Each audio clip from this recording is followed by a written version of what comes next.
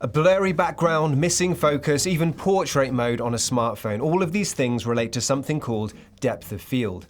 So your depth of field in photography is essentially the area that the camera can see that is in focus. If the combinations of the settings and the lens result in a smaller area of focus, this is known as a shallow depth of field. And if the combination of settings and lens results in a larger area that's in focus, this is known as a wider depth of field. We'll talk about when you would want a wide and a shallow depth of field, along with some real-world tips in a second. But first, let's talk about when a wide and a shallow depth of field actually occur. So a shallow depth of field, which is often referred to as a blurry background, occurs when your lens's aperture is set to a low number. This means that the little iris in the camera is actually wide open and letting in more light. In some cases, this is controlled on the lens, but in most cases, this is controlled on the camera. So the aperture of a lens is defined as a number, or an f-stop. And a wide aperture is commonly something like f1.8, but can be as low as f1.2 and sometimes even lower. So if you set your camera to manual or aperture priority mode, you can set the aperture to its widest, which is the lowest number, something like f1.8. You might find that your lens doesn't go down as far as f1.8. Many zoom lenses that come with cameras don't go down as far as 1.8, which means they don't let in as much light and they don't achieve that perfect blurry background that seems so sought after. But, pro tip, a shallow depth of field naturally occurs when the camera is zoomed in or close to the subject. So if your lens doesn't go down as far as f1.8, try zooming in and getting closer. Now let's talk about a wide depth of field. As you can probably guess, you achieve this by doing the exact opposite, by making the iris of the lens much smaller and raising the number, letting in less light.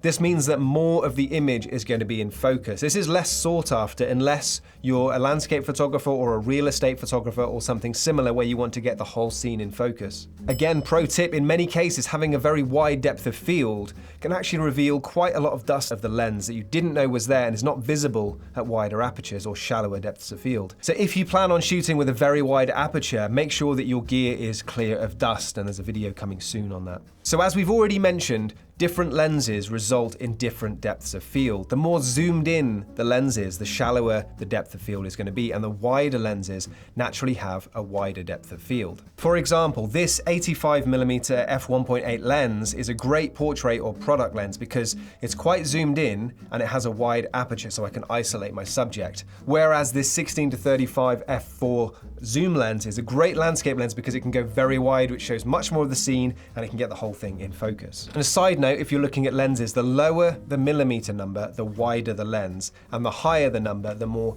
zoomed in it is. This is known as the focal length. So for example, an 85mm is quite zoomed in, whereas a 14mm is very, very wide. And this is why those numbers on the lens are so important. For example, the 35mm end of my 16-35 is nothing special really, but the 35 1.8 that I've got gives a totally different feel, and this is just down to the aperture. So to be clear, the depth of field is the area of the scene that is in focus. A shallow depth of field means more is out of focus, and a wider depth of field means more of the image is in focus. So why would you want some of your image out of focus? One reason is to isolate your subject. The key to composing a photograph is for the viewer to understand what the photograph is about. What is the subject of the photo? When the background is out of focus, it's very clear what the subject is. A clear example of this is a model in a photograph. We know what we're supposed to be looking at because everything else is out of focus. This is what portrait mode on smartphones is trying to emulate, and this is what makes photographers laugh when they see a super wide scene with a really blurred background. It's simply not possible in photography. The next reason you would use a shallow depth of field is to add depth to your photograph. You can use this to tell a story with your photograph, keeping your subject clear but adding context to the frame.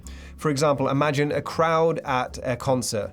You might have the guitarist on the stage, which is a normal photograph, but as soon as you add a crowd out of focus, it adds a lot more energy to the photograph, and you understand that this guitarist is now in front of a crowd, whereas before that was probably just implied. Or you might show show a mountain with all of the grass out of focus, again, to give a sense that you're really there. This composition technique is really fun to experiment with, and right now, this is something that smartphones actually really struggle with. They're great at blurring the background, but not so good at blurring the foreground. A pro tip, a common beginner trait is to shoot wide open all the time to get that sick cinematic shallow depth of field, but this can result in things like noses being out of focus, finding it hard to catch moving targets, or just completely missing focus. So even though many of my lenses can shoot at 1.8 or 1.4, I usually only shoot at about 2.8, especially when I'm using a 50mm or an 85mm, because those are quite zoomed in and therefore have a naturally shallower depth of field. So here are some examples of how you can use a shallow depth of field creatively.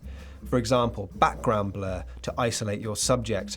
You could have fairy lights behind the subject, giving this kind of bokeh effect, because lights, when they're out of focus, create these circles. Fairy lights in front of the subject doing exactly the same thing, but adding maybe a bit more depth.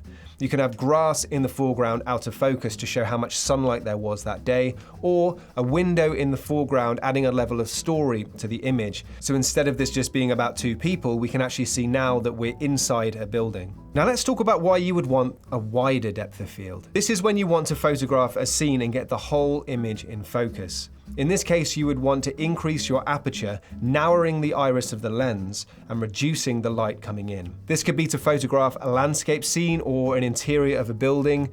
In both of these cases, you have much less light coming into the camera, so you would need to increase your shutter speed, and if you need to increase it too much, you may need to use a tripod. This is why you often see landscape photographers using tripods, because they might also be using filters which will further reduce the light coming into the lens. On top of this, landscape photographers often use a technique called focus stacking, which is when you blend multiple images together to get perfect sharpness all the way through the scene.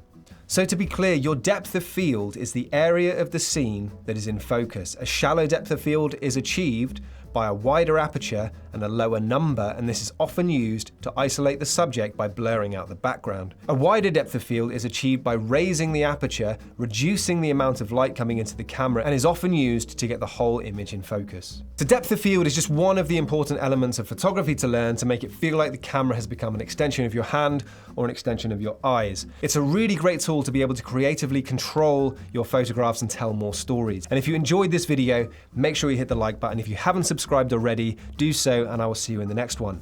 Enjoy your photography.